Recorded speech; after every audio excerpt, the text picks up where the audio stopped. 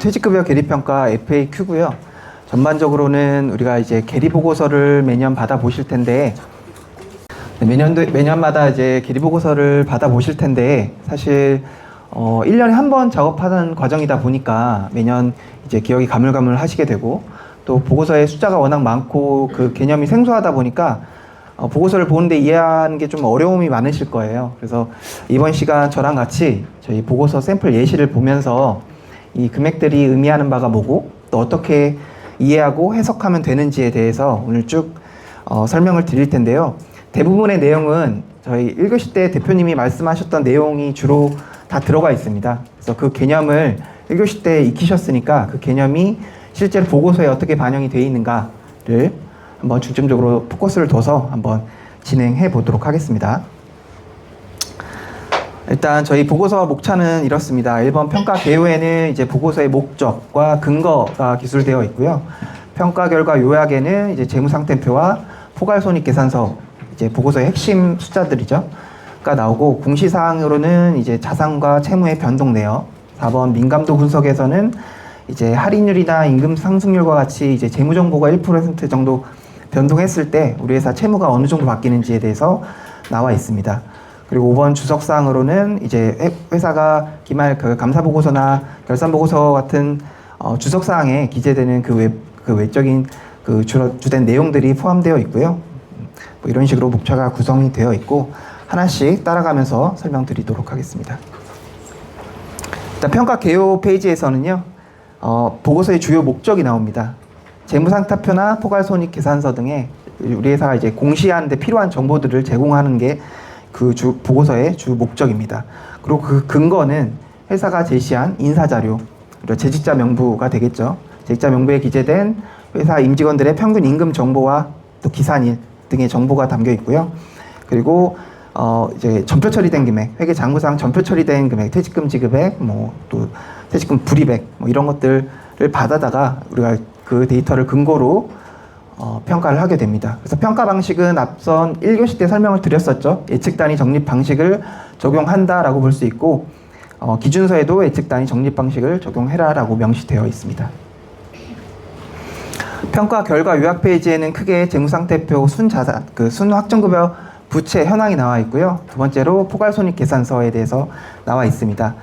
재무상태표 순확정급여 부채 현황을 보시면 일단 첫 번째로 기말 시점에서의 지금 부채가 얼마인지, 지금 여기 회사 같은 경우에는 총 115억으로 기재가 되어 있고, 그리고 사회적립자산, 기말의 사회적립자산은 그럼 얼마인지, 110억 정도 자산이 불입된 것으로 볼 수 있습니다.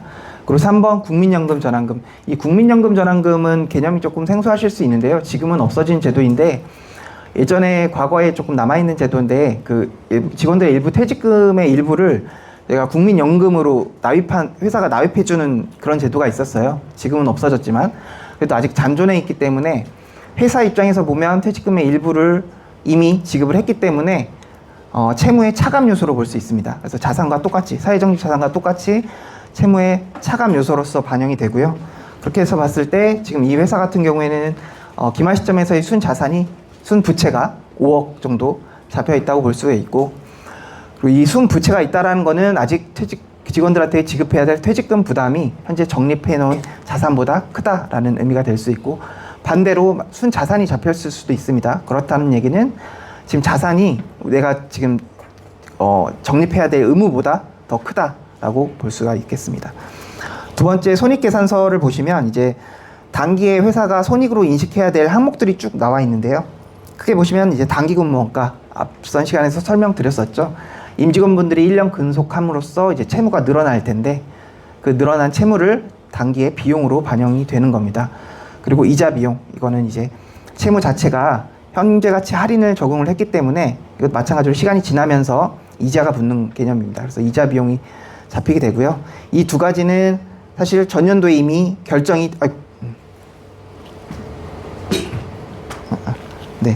이미 전년도에 결정이 된 금액입니다.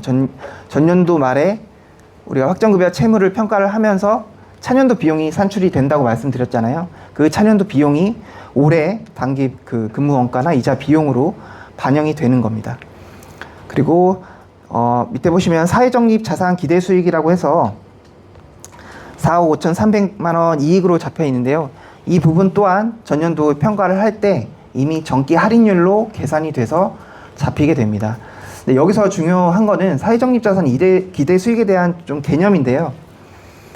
우리가 통상 이걸 흔히들 조금 오해를 하시는데, 사회적립자산 기대 수익이 운용 수익을 의미하냐? 그것은 아닙니다.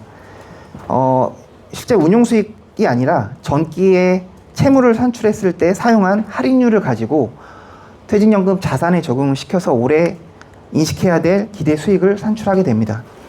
그래서 이 부분을 흔히들 조금 오해를 하시고, 실제 운용 수익이 여기에 왜 오지 않느냐 이렇게 질의하시는 분들이 많은데, 그렇지 않다라는 점을 말씀드리고요.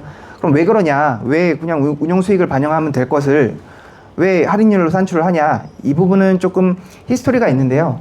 과거 10년 전쯤에는 기대 수익이라고 해서 기대 수익 개념으로 산출을 했어요. 실제로 우리 회사가 시적 배당 상품 8%짜리 뭐 10%짜리 운영해서 우리는 기대 수익이 높다, 그래서 그런 8%를 적용해서 기대 수익을 산출해서 실제로 재무제표에 반영을 했었어요.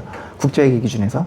근데 그렇다 보니 좀 자의적인 그 요소가 개입될 여지가 많겠죠. 아무래도 손익을 건들다 보니까 회사가 자의적으로, 또 그 부분도 있고, 또 실제 손익을 반영하다 보니까 손익에 대한 변동성도 커진다는 그런 리스크가 있었습니다. 그래서 국제회계 기준에서 이걸 개념을 바꾸고, 사회적립자산에서의 이자 수익은 할인율을 그 채무에서 적용한 할인율을 그대로 적용하자. 그리고 나서 운용 수익과의 차익을 우리가 재측정 손익, OCI, 기타 포괄 손익으로 보내자라는 개념으로 기준서가 바뀌었기 때문에 앞으로는 이 이자 수익은 할인율이 적용이 된 거다. 이 정도만 알고 계시면 될 것 같고요. 또 올해 단기 손익계산서에 반영될 비용 항목 중에 하나가 이제 과거근무원가인데, 이거는 사실 회사가 제도가 바뀜에 따라서 채무가 급격하게 바뀌는 경우에 그때 그 채무 변동분을 과거근무원가로 반영을 하게 되는데요. 이거는 사실 제도가 바뀌지 않는다면 발생할 일은 없고요. 예를 들면 우리가 회사가 누진제를 적용을 하다가 누진제를 없애고 이제 단수제로 바뀌었다라고 했을 때 채무가 확 줄어들게 되겠죠. 그렇게 되는 경우에 그 채무 변동분을 과거근무가 이익이 되겠죠. 이익으로서 단기 손익 계산서에 반영이 되게 됩니다. 또 축소 정산 손익이라는 개념도 있는데요.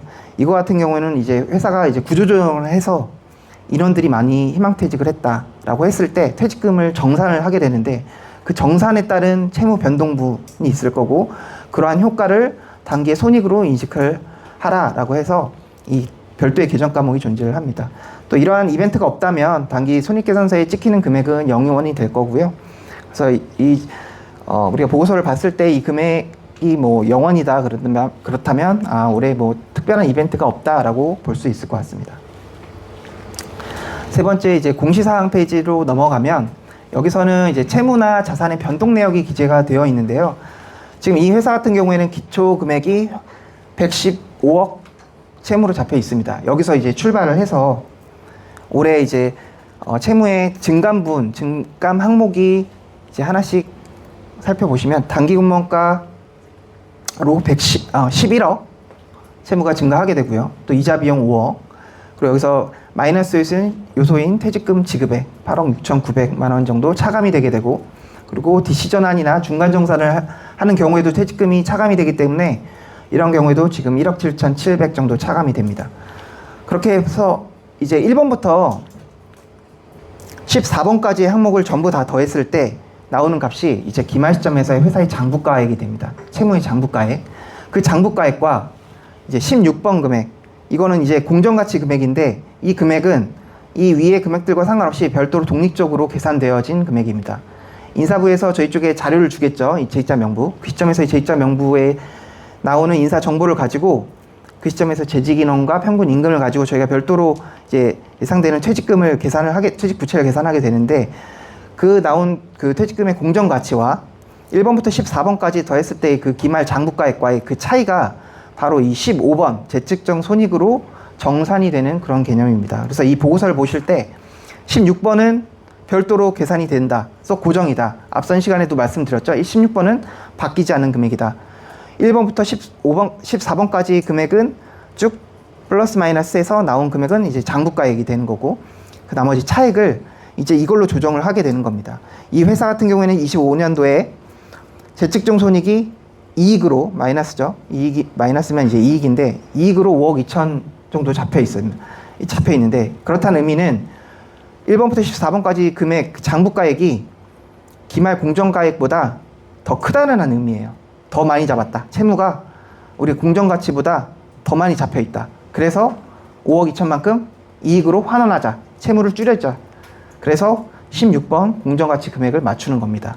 그러한 개념으로 접근하시면 이 보고서를 이해하는 데 또 도움이 되실 겁니다. 이제 자산도 마찬가지예요. 자산은 사실 저희가 별로 개입될 여지가 없어요. 왜냐하면 이 마지막 기말 사회적립자산의 공정가치는 저희가 별도로 계산하는 건 아니고 이제 운용현황 보고서를 각 금융기관에 이제 운용현황 보고서를 그 발급을 받아서 그 기말 잔액을 다 더한 값이 이 금액이 오기 때문에 저희가 별도로 계산을 하거나 그런 금액은 아니에요. 그래서 기말 자산 금액이 정해지고 또 1번부터 마찬가지로 11번까지 금액을 쭉 더했을 때 그 금액이 이제 기말 자산의 장부가액이 되겠죠. 장부가액 차액이 이제 12번 사회적립자산의 재측정 손익으로 반영이 되게 됩니다.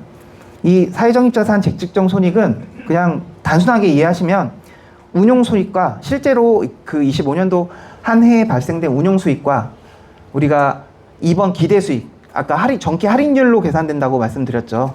기대수익과의 차액이 이 재측정 손익으로 조정이 되는 거예요. 그래서 사회적립자산 변동내역 부분은 사실 크게 볼 거 없이 그냥 기말 자산이 우리가 운용현황 보고서의 기말 잔액과 일치하는가를 보시면 되고 이 재측정 손익이 실제 운용수익과 이 기대수익과의 차액이 이 정도로 들어가는가. 물론 정확히 떨어지진 않습니다. 왜냐하면 여기 뭐 자산관리 수수료가 일부 반영이 되기 때문에 조금 금액이 다르긴 한데 얼추 금액이 비슷하다고 보시면 돼요. 그래서 이 개념적으로는 그렇게 이해하시면 충분하다라고 말씀드리겠습니다.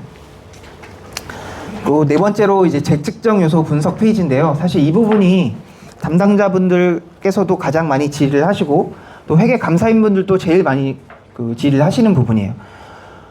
채무의 재측정 손익이 얼마 잡혀 있는데 이게 대체 어디서 나온 거며 어떻게 이루어져 있는지에 대해서 많이 궁금해 하세요.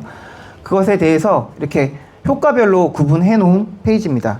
여기 보시면 확정급여 채무의 재측정 손익이 이익으로 5억 2천 잡혀 있죠. 이 금액은 크게 가정변동 효과와 경험조정 손익 이 두 가지로 구분할 수가 있습니다.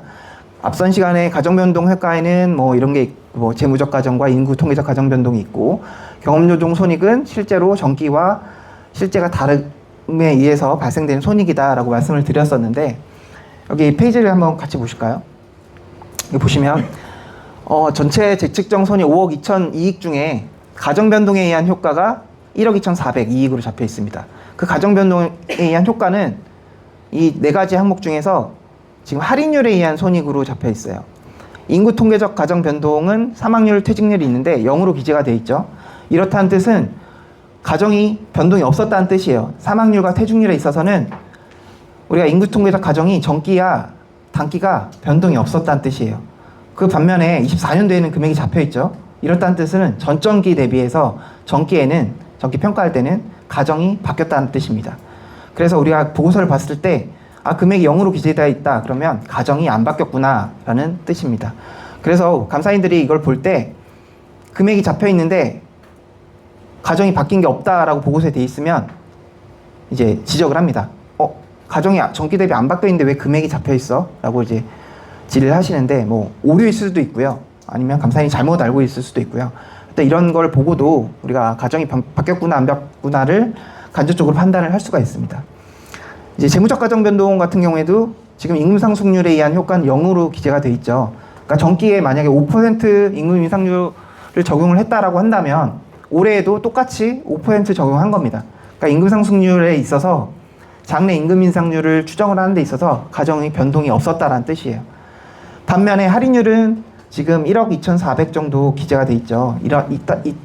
이렇다라는 말은 할인율은 바뀌었구나. 또 어떻게 바뀌었냐? 이익으로 잡혀 있다는 뜻은 채무가 줄었구나. 할인율 변동에 의해서 채무가 1억 2,400 정도 감소한 효과가 있는데 그렇다는 뜻은 할인율이 전기 대비해서 커졌구나. 할인율이 커지면 채무가 작아집니다. 그래서 채무가 작아지면 이익으로 잡히기 때문에 이것만 보고 부호를 보고도 할인율이 전기 대비해서 좀 커졌구나 라고 확인할 수가 있고, 실제로 보고서를 보시면 이제 할인율이 전기 대비해서 명시가 될 텐데, 확인을 하시면 할인율이 커졌다라는 것을 이제 숫자를 보고 간접적으로 파악을 할 수가 있습니다. 그리고 이 할인율 변동은 사실 매년 바뀌기 때문에, 이 금리가 매년 바뀌기 때문에 금액이 0으로 기재된 확률이 거의 없어요. 만약에 이게 0으로 기재가 돼 있다? 그러면 오류일 확률이 굉장히 높고요. 아니면 우연히 채권금리가 동일해서 뭐 그럴 수는 있는데, 뭐 그런 경우는 거의 보진 못했고, 적어도 이 가정변동에 의한 효과 중에서 이 할인율에 의한 효과가 늘상 잡히기 때문에 가정변동 효과는 늘상 잡혀 있다라고 보시면 될 것 같고, 그 다음에 이제 두 번째로 경험조정 손익이 있는데요. 이거는 사실 경험조정 손익이란 거는 이렇게 딱 떨어지게 그 계산이 되기가 좀 어려운 요소예요. 그래서 일단은 여러 가지 요인들의 합으로 구성되어 있긴 한데, 그 합이 여기 그 합산에서 표기가 됐고, 그 어떤 요인들이 있는가는 이제 두 번째 페이지에서 자세히 또 설명드리도록 하겠습니다. 그리고 이쪽 자산에서도 아까 재측정 손익이 발생한다고 말씀드렸죠. 그래서 전체의 합은 회사가 인식해야 될 OCI는 3억 8,900이다 라고 보고서를 통해서 확인할 수가 있습니다. 이제 재측정 요소를 이제 조금 도식화해서 다시 한번 설명을 드리면, 재측정 요소는 이제 추정 오차에 해당되는 예측과 실제에 의한 경험 조정 효과와 또 보험 수력 가정의 변동 효과, 전기 대비해서 가정을 바꿨는지 어떻게 바꿨는지에 대해서 이 두 가지 효과의 합으로 이루어져 있다라고 할 수가 있고요. 이 경험 조정은 그럼 어떻게 이루어져 있는가에 대해서 보시면, 이 경험 조정 손익은 지금 여기 나열된 여러 가지 요인들로 구성이 되어 있습니다. 이 여러 가지 요인들을 러프하게는 구분을 할 수가 있어요, 금액들을. 하지만 어떤 정해진 방법이 있지는 않고, 말 그대로 러프하게 저희가 구분을 해드릴 수는 있지만 뭐 정해진 방법은 없고, 또 이것 말고도 여기 나열된 요소 말고도 되게 다양한 요소들이 섞여져 있기 때문에 정확히 그 금액들이 효과가 얼마다라고 구분해드리긴 조금 어려운 부분이기도 합니다. 일단 대표적인 그 경험조정 손익 중에 하나가 단기 신규 입사자나 전입자에 의해서 새롭게 발생된 채무예요.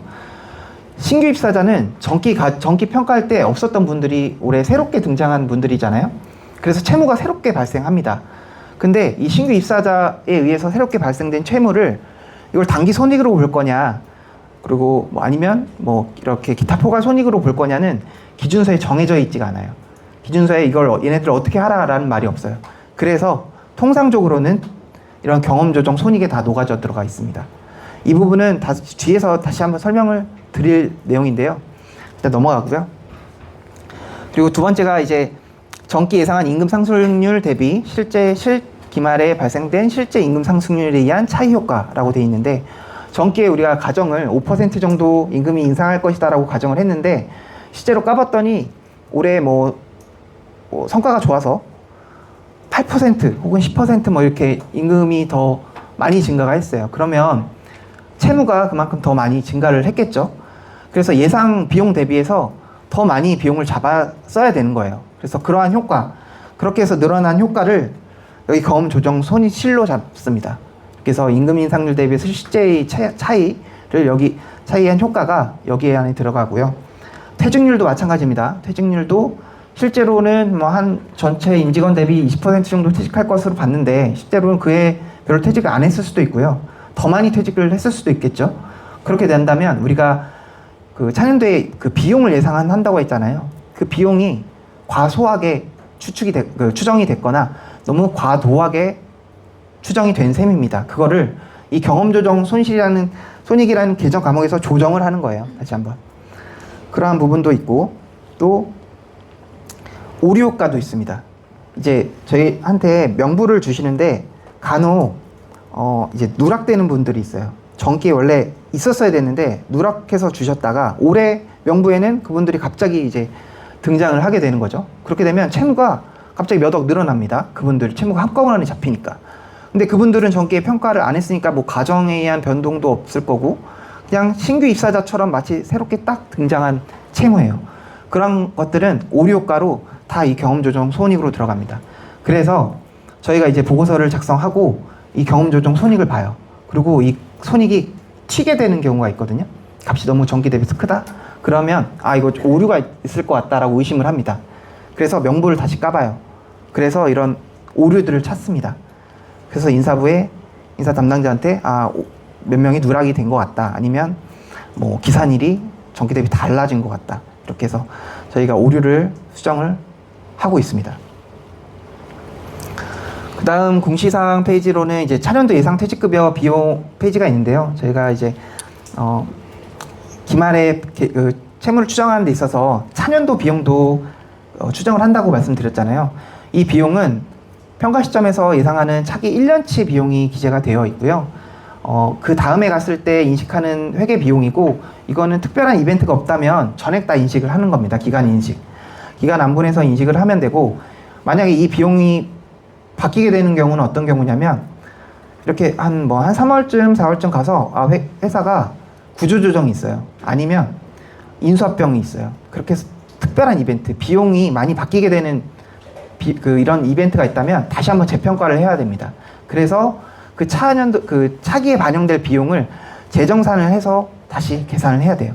그렇지 않다면 그냥 일반적인 경우라면 이 비용 그대로 전액 다 인식을 하시면 됩니다.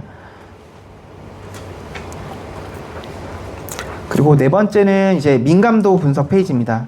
이 민감도 분석 페이지는 사실 이 민감도 분석 페이지를 통해서 회사가 담당자분께서 확인해야 될 간접적으로 파악해야 될 할 만한 요소들이 좀 있는데요. 그 부분에 대해서 조금 말씀을 드릴게요. 일단 정의 자체는 민감도 분석이란 거는 이제 재무적 가정, 할인율이나 임금 상승률이 1% 변동을 했을 때 우리 회사 채무가 어느 정도 바뀌는지를 나타내는 그러한 장표입니다.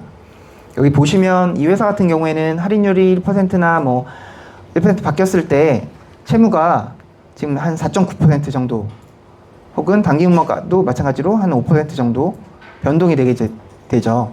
임금 인상률도 마찬가지입니다. 크게 다르지는 않아요. 할인율은 분모에 들어가는 요소고 임금 상승률은 분자에 들어가는 요소이긴 하나, 어찌됐든 1%가 바뀌었을 때 변동하는 폭은 둘이 유사한 수준으로 나오게 됩니다. 여기서 보시면 한 5% 정도 플러스 마이너스 되잖아요. 그러면 이 5%가 민감한 거냐, 우리 회사가, 아니면 이게 민감하지 않은 거냐 라고 봤을 때 사실 제 경험상 또 여러 가지 제가 많은 회사를 평가해 봤을 때 5% 정도면 낮은 편이에요. 그리고 보통 통상은 5%에서 10% 내외로 변동을 하게 됩니다. 그래서 10% 넘어간다 그러면은 굉장히 민감한 겁니다. 그럼 이걸 어떻게 알 수 있냐, 우리가 회사가 민감한지. 여기에 확정급여 채무의 가중평균 만기라고 해서 5.39년이라고 기재가 되어 있습니다. 이 가중평균 만기라는 것은 결국 우리 회사가 가진 채무의 듀레이션을 의미합니다. 듀레이션은 곧 민감도를 또 의미하게 되거든요. 사실 이 꼴로 완벽한 이 꼴은 아니지만 이 꼴로 생각하셔도 크게 무리는 없으세요. 그래서 이 가중평균 만기는 그럼 뭔데? 라고 했을 때 이 가중평균 만기는 단순하게 생각해서 5.39년 뒤에 퇴직금이 많이 발생할 거다. 이게 평균값이니까 그때 다 발생한다는 개념은 아니지만 평균적으로 우리 회사는 5.39년 뒤에 퇴직금이 많이 발생해. 거기에 현금 흐름이 몰려있다 라고 보시면 돼요. 그러면 이 5.39년을 어떻게 또 해석할 수 있냐면 우리 회사가 5.39년 뒤에 임직원들이 많이 퇴직을 하게 되네 라고 단순하게 해석을 하실 수도 있어요. 그러면 5.39년이라는 기간은 짧잖아요. 그래서 근속이 짧구나, 우리 회사는 퇴직률이 높아서 장기 근속하지 않는구나 라고 보셔도 됩니다. 반면에 이게 확정급여 가중평균 만기가 10년, 12년 이렇게 되는 회사들도 있거든요. 그런 회사들은 근속이 긴 겁니다. 근속이 길고 그만큼 현금 흐름이 뒤로 분포가 되어 있겠죠. 그러면 할인율이나 임금 상승률에 따른 변동의 폭이 굉장히 클 수밖에 없어요. 금리 변동에 따른 노출도가 굉장히 높게 됩니다. 그래서 이 페이지를만 보고도 우리 회사는 근속이 짧은 편이다, 긴 편이다를 알 수가 있고, 그에 따라서 이런 재무적 변동 요소에 따른 민감도가 크구나 작구나를 이 페이지를 통해서 아실 수가 있습니다. 다섯 번째 주석사항인데요. 이것도 마찬가지로 이제 감사보고서에 나오는 주석 기재사항의 내용을 저희가 실어 놓은 거고요. 보시면 이제 회사가 갖고 있는 퇴직급여 규정에 대해서 요약이 되어 있고, 기본적인 보험 수적 가정이 기재가 되어 있습니다. 지금 여기 오타가 조금 있는데요. 여기 보고서에서는 25년도에 할인율이 3.73%인데 여기는 지금 5.12% 되어있죠. 이거 오타입니다. 이건 보지 마시고요. 제가 보고서를 통해서 설명을 드릴게요. 여기서 보시면 25년도 기말 할인율이 3.73%고요. 그리고 베이스업, 임금 상승률이죠. 2.5%가 적용이 돼 있고, 승급률 같은 경우에는 사실 연령별 승급률이 적용이 되나, 어찌됐든 대표값으로는 그 연령별 퇴직률을 평균한 값을 저희가 기재를 하고 있습니다. 그리고 사망률도 마찬가지고 중도 퇴직률도 마찬가지고, 원래는 연령별 퇴직률, 연령별 사망률, 연령별 퇴직률이지만 제가 대표값으로 평균값을 여기 기재를 하고 있습니다. 그 부분 참고해 주시면 좋을 것 같고요. 그리고 다른 주석사항으로는 이제 경과기간별 예상 현금 흐름인데요. 사실 이 부분도 많이 질의하시는 내용 중에 하나예요. 감사인분들도 이 내용을 굉장히 많이 질의하십니다. 이 부분이 조금 헷갈릴 수 있고 조금 어려운 개념이기도 한데 1교시 때 사실 조금 설명은 드렸던 부분이에요. 이걸 다시 한번 설명을 제가 드려볼게요. 우선 현금 흐름이 두 가지 지금 열에 나열돼 있죠. 일단 오른쪽 열부터 먼저 볼게요. 오른쪽 열에는 뭐라고 써 있냐면 퇴직급여 지급 예상액이라고 되어 있고, 일단 홍길동 한 명 재직한다고 제가 가정을 해볼게요. 극단적으로 한 명만 재직한다라고 봤을 때 이 홍길동이 각 연차별로 어느 정도 퇴직금을 받아갈 수 있는지를 나타내는 거예요. 퇴직금의 분포라고 보시면 되겠습니다. 예를 들면 이제 홍길동이 1년 미만 때 퇴직했을 때 이 정도 금액을 받아가는데 16억 정도를 받아가죠. 근데 여기에는 그 예상되는 퇴직금에다가 이 시점에서 퇴직할 확률이 곱해져 있어요. 마찬가지로 2년차 때 퇴직할 확률이 여기 곱해져 있습니다. 각 시점에서 예상되는 퇴직금에 그 시점에서 퇴직할 확률이 곱해져 있는 그런 금액이라고 보시면 될 것 같습니다. 쭉 보면 이 홍길동이라는 사람은 2년차 때 받아갈 확률이 제일 높아요. 40억이라고 되어 있죠. 이 분포만 놓고 보면 그럼 홍길동은 이제 곧 퇴직이 얼마 남지 않았구나 라고 그 분포를 통해서 어느 정도 파악을 할 수가 있고, 근데 어떤 회사 같은 경우는 이 뒤로 금액이 분포가 큰 회사들도 있어요. 근속이 긴 회사들이겠죠. 보통 그 앞선 그 저연차 때는 이제 퇴직할 확률이 별로 없고, 뒤에 이제 임금 피크제나 정년이 이제 몰려 있는 경우에는 이제 뒤에 금액이 많이 크게 분포가 되는 경우가 있는데, 그런 회사들 같은 경우에는 근속이 긴 편이구나를 간접적으로 이제 파악을 할 수가 있습니다. 그리고 근데 이 금액은 사실 부채는 아니죠. 이 금액은 그 시점까지 근속했을 때 받아갈 수 있는 그 금액들인 거고, 회사 입장에서 보면 이건 부채는 아닙니다. 그래서 이 금액을 쌓을 필요는 없고, 이제 여기서 부채의 개념이 도입이 되는데요. 그게 바로 왼쪽에 나오는 이 금액들입니다. 저희가 여기 가득이라고 되어 있잖아요. 가득이라는 거는 회사가 그 퇴직금 중에서 현재까지 홍길동이 재직한 그 근로를 제공한 만큼만을 우리가 부채로 인식해서 쌓으면 된다는 거예요. 다 쌓을 필요는 없겠죠. 지금 당장 다닐 것도 아닌데 현재까지 홍길동이 근속한 부분만큼을, 즉 가득된 만큼을 부채로 인식을 하면 되는 거고, 그것이 이제 옆에 나오는 금액들입니다. 그래서 이 금액은 오른쪽 열에 나와 있는 금액에다가 각 기간별로 가득률이 곱해져 있는 금액들입니다.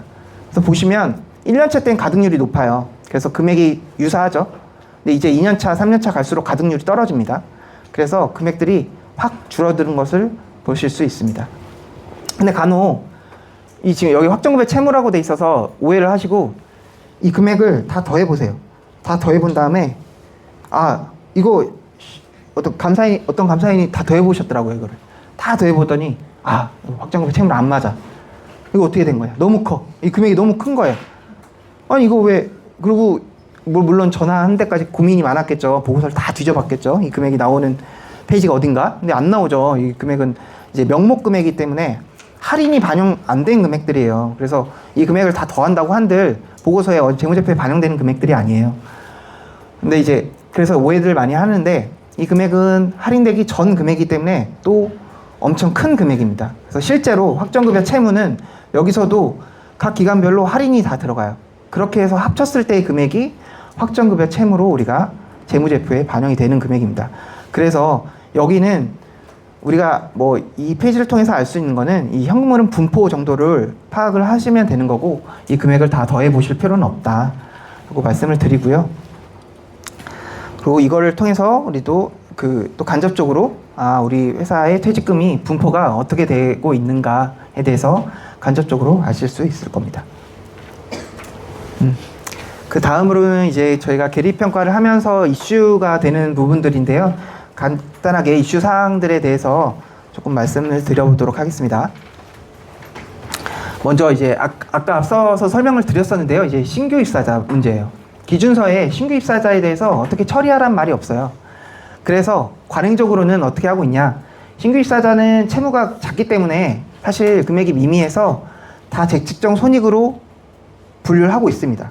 일반적으로. 지금 재측정 손익으로 다 분류를 하고 있고, 예외적으로 감사인마다 또 회계법인마다 의견이 달라서 아니다. 신규 입사자는 어쨌거나 용역을 제공했지 않느냐. 단기 비용으로 보자. 라고 주장하시는 분들이 있어요. 그럴 때는 회사와 협의를 해서 단기 비용으로 처리를 해드립니다. 저희 쪽에 이 말씀을 먼저 주시면 이 회계적인 정책이 일관성만 있으면 되는 거거든요. 어느 게 정답이 아니기 때문에 그러한 경우에는 단기 비용으로 처리를 해서 그 앞으로도 쭉 그 신규 입사자나 혹은 전입자로 인해서 새로 발생한 채무들은 단기 비용으로 반영이 되게 됩니다. 그래서 이것은 정답은 없다. 회사가 정해서 저에게 알려주시면 되고, 크게 그거에 대해서 의견이 없는 경우에는 지금 다 전액 다 재측정 손익으로 들어간다 라고 이해하시면 좋을 것 같습니다. 두 번째는 이제 기말퇴직자 회계처리인데요. 이 부분도 1교시 때 간략하게 언급을 했었죠. 12월 31일 날 퇴직하신 분이 있는데 이분들에 대해서는 이거 어떻게 처리를 해야 되는가에 대해서 항상 질의도 하시고 또 헷갈려 하십니다. 원칙은 채무에서는 발생주의에 따라서 채무에서 차감을 하면 됩니다. 자산에서는 현금주의를 따르기 때문에 차감을 하면 안 되겠죠. 그렇게 해서 처리를 하시면 되고, 회계처리 예시를 보시면 기말의 퇴직자 홍길동이 퇴직한다고 봤을 때 채무에서 100만 원을 상각을 합니다. 대신에 상대 계정은 자산에서는 아직 나가지 않았잖아요. 왜냐면 업무 처리하는데 3, 4일 걸리거든요. 그래서 1월에 지급이 되는데 그런 경우에는 미지급금으로 잡아놓습니다. 다른 부채 계정으로 돌려놓는 거예요. 그 실제로 1월 달에 업무 처리를 했을 때 자산에서 빠져나갔을 때 그때 다시 미지급금을 상기 처리를 합니다. 그렇게 됐을 때 결과적으로는 이 채무와 자산 간의 퇴직금 지급액에 괴리가 존재할 수밖에 없어요.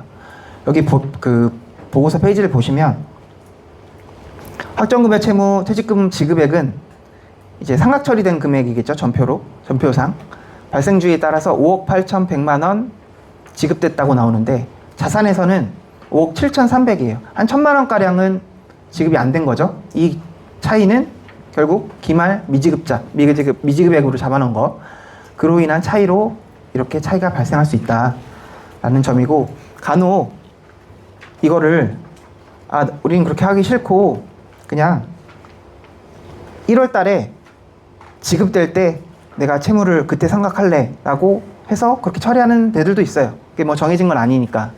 다만 그렇게 했을 때 문제가 뭐냐면, 그렇게 된다면 그분들은 1월에 퇴직하는 거기 때문에 채무에 잡혀 있어야 돼요. 기말 시점에 확정급여 채무에 그분들 금액이 잡혀 있어야 돼요. 근데 인사부에서 자료를 주실 때 그분들을 원래 그럼 포함해서 주셔야 되는데 뭐 빼고 주시는 경우가 있어요. 왜냐면 11월 30일 날 퇴직했으니까. 그렇게 되면 누락이 되게 됩니다. 그래서 사실은 엄밀히 따지면 발생주의에 따라서 제2자 명부를 작성을 하실 때는 중요한 거는 발생주의에 따라 작성을 해주시는 거예요. 기말에 퇴직을 했다라고 한다면 제2자 명부에서 빼주셔야 돼요. 그리고 퇴직금 지급액에다가는 그 금액만큼 기재를 해주셔야 돼요. 사실 그거는 인사부에서는 사실 실제로 업무 처리하는 걸 기준으로 보통은 작성하시기 때문에 그게 괴리가 조금 있습니다. 그래서 회계팀에서 그 부분을 조금 체크를 해주셔야 돼요. 그러한 부분이 있다라는 점을 알고 계시면 될 것 같고요. 이슈 3은 이제 장기조급원급여 평가 여부인데요. 이 부분도 1교시 때 간략하게 설명을 드렸는데, 회사가 이제 장기근속 포상 규정이 있음에도 사실 평가를 안 하는 경우가 좀 덜어 있습니다. 근데 요즘에는 그 감사법인들도 이런 규정이 있으면 평가를 하도록 권고를 하고 있기 때문에 우리 회사가 그런 규정이 있는지를 인사부에서 확인이 되면 이거를 이제 평가할지 알지를 감사인과 협의를 하시면 되고요. 가끔 이제 근속 포상이 있는 경우에도 평가를 안 하는 경우가 있거든요. 그 이유는 실질로 우리는 규정은 있는데 실행하고 있지는 않아. 그러면 안 해도 됩니다. 뭐 하고 있지 않은데 굳이 평가를 할 필요는 없어요. 오히려 번거롭죠. 그런 경우는 안 해도 실질을 더 중요하게 생각하기 때문에 규정은 있지만 평가를 안 할 수도 있습니다. 또는 이게 표상 규정이 있는데 이게 장기 근속도 있지만 장기 근속에 성과까지 연동이 돼 있는 제도, 뭐 이런 제도가 복잡한 제도가 있다면 그것도 마찬가지로 채무로 평가하기가 어려워요. 왜냐하면 측정 가능성이 떨어지거든요. 저희가 성과를 알 수가 없잖아요. 미래의 성과를. 그렇기 때문에 운영 성과를 우리가 예측을 할 수가 없기 때문에 그런 경우에도 그냥 채무를 잡지 않고 그때그때 발생 비용으로 처리하는 것이 더 합리적이다 라고 판단하는 경우에는 평가하지 않아도 됩니다. 그 외에는 우리가 장기근속 제도를 운영하고 있고 그때그때 뭐 유급휴가라든지 또 현금을 지급하고 있다면 이렇게 부채로 쌓고 그때그때 비용 처리하는 것을 또 권고하는 게 원칙입니다. 또 마지막으로 이제 회계 감사하면서 주요 발견되는 오류 사항에 대해서 나열을 해놓은 건데요. 여기 보시면 이제 가장 많이 발생하는 경우가 명부 오류예요. 인사부에서 그 자료를 꼼꼼하게 잘 작성을 해주시지만 그러한 경우에도 이제 매년 한 번 하다 보니까 실수가 나오기 마련이죠. 가장 많이 틀리는 실수가 이제 추계액 계산 오류예요. 임직원들의 추계액을 자체적으로 계산을 하는데 간혹 가다가 이제 중간 정산을 했음에도 불구하고 중간 정산을 안 했다고 보고 추계액을 계산하는 경우가 있고 혹은 기산일이 틀리는 전기와 다르게 틀리게 기재하는 경우도 있고 또 전입자가 있었는데 그 전입자에 대해서 퇴직금을 정산하고 넘어왔음에도 그 정산일을 기재를 안 해서 아예 처음부터 입사일로 이제 퇴직금이 계산되게끔 되는 경우도 있어요. 이렇게 명부를 작성하는 데 있어서 오류가 발생하는 경우가 많고요. 그리고 또 누락되는 경우도 많습니다. 재직자 누락되고 뭐 전입 온 분들이 누락되거나 이런 뭐 퇴직했는데 뭐 퇴직 안 했다고 돼 있는 경우도 있고 이러한 경우도 있고 이제 평균 임금 아까 2교시 때 이제 정다운 기사님이 설명을 해주셨는데 평균 임금을 너무 과소하게 너무 과도하게 기재를 해주시는 경우가 있어요. 특히나 이제 휴직자 육아휴직 들어가신 분들 혹은 이제 입사한 지 얼마 안 된 분들은 그 입사한 지 얼마 안 된 그 일자로 평균 임금을 계산을 하세요. 그럼 금액이 너무 작게 잡히겠죠. 그런 경우에는 정상적으로 한 달 정도 정상적으로 근속을 했을 때의 평균 임금으로 환산을 해서 기재를 해주셔야 됩니다. 그리고 두 번째는 이제 평가 담당자의 실수인데요. 이건 저희가 실수하는 부분입니다. 제도가 회사 제도가 바뀌었는데 저희가 그걸 인지를 못하고 그냥 그대로 적용을 하는 경우 혹은 제도가 새롭게 도입이 됐는데 그거를 알지 못해서 기존대로 평가하는 경우 이런 경우는 이제 감사하다가 발견이 되면 굉장히 뼈아픈 실수예요. 제도가 왜냐하면 채무가 많이 바뀌게 되거든요. 이런 경우도 있고 그리고 뭐 직군별로도 제도가 다르게 적용되는데 그거를 우리가 매핑을 잘못하는 바람에 또 실수하는 경우도 있고요. 그리고 보험수적 손익 구분을 또 오류하는 경우도 있습니다. 이제 인구통계적 과정이나 경험 조정은 좀 자의적인 요소가 있다고 말씀드렸잖아요. 정해진 게 없다. 이거를 수기로 막 계산해서 넣는 회사들도 있거든요. 평가 법인들도 있는데 그런 경우에는 하다 보면 막 실수를 하게 돼요. 하지만 이거는 주석 기재 사항이기 때문에 이 부분도 되게 중요하거든요. 그래서 틀리면 안 되는 거고 이렇게 해서 구분 오류를 범하는 경우도 있다라고 볼 수 있고 이제 마지막으로는 이제 회계 기준 적용상의 오류인데요. 이제 회사가 단기 그 제도가 바뀌거나 이제 회사가 흡수합병되거나 이제 사업 분리되는 경우에 이러한 이벤트로 인한 손익을 단기 손익으로 분류를 해야 되는데 그렇지 않고 그냥 재층적 손익으로 다 몰아넣는 경우예요. 이런 경우에도 감사 과정에서 지적사항으로 나올 수가 있습니다. 그리고 또 흔히 하는 실수로 이제 그 해에 특별하게 퇴직 위로금이 발생을 했는데 이거를 확정급여 채무에서 상각을 해버리는 경우예요. 사실 퇴직급여 그 채무는 일반적인 우리 법정 퇴직금을 제도를 가정하고 계산을 한 거기 때문에 특별하게 발생된 위로금은 거기에 반영이 되면 안 됩니다. 그런데 퇴직 위로금이 그에 발생이 되게 되고 그거를 만약에 확정급여 채무에서 상각을 해버리면 채무가 너무 지나치게 과소하게 계산이 되는 거기 때문에 그런 것들은 별도로 구분을 해서 퇴직 위로금은 해고급여라고 이제 별도로 이제 처리되는 회계 기준서에 별도로 처리하도록 명시되어 있기 때문에 별도 비용으로 반영을 하셔야 됩니다. 그래서 이 부분은 인사팀과 회계팀에서 조금 그때그때 구분을 해서 저희 쪽에 금액을 알려주시면 저희가 정확하게 반영을 해서 평가를 하도록 하겠습니다. 이상으로 발표는 다 마치고요. 혹시 그 강의 내용 중에서 궁금하신 거 있으면 한번 자유롭게 말씀해 주시겠습니까? 지금 생각 안 나시더라도 혹시나 자료 보면서 또 궁금하신 것들이 있다면 메일이나 전화 주시면 제가 자세하게 설명 또 드리도록 하겠습니다. 그럼 이상으로 발표를 마치도록 하겠습니다. 감사합니다.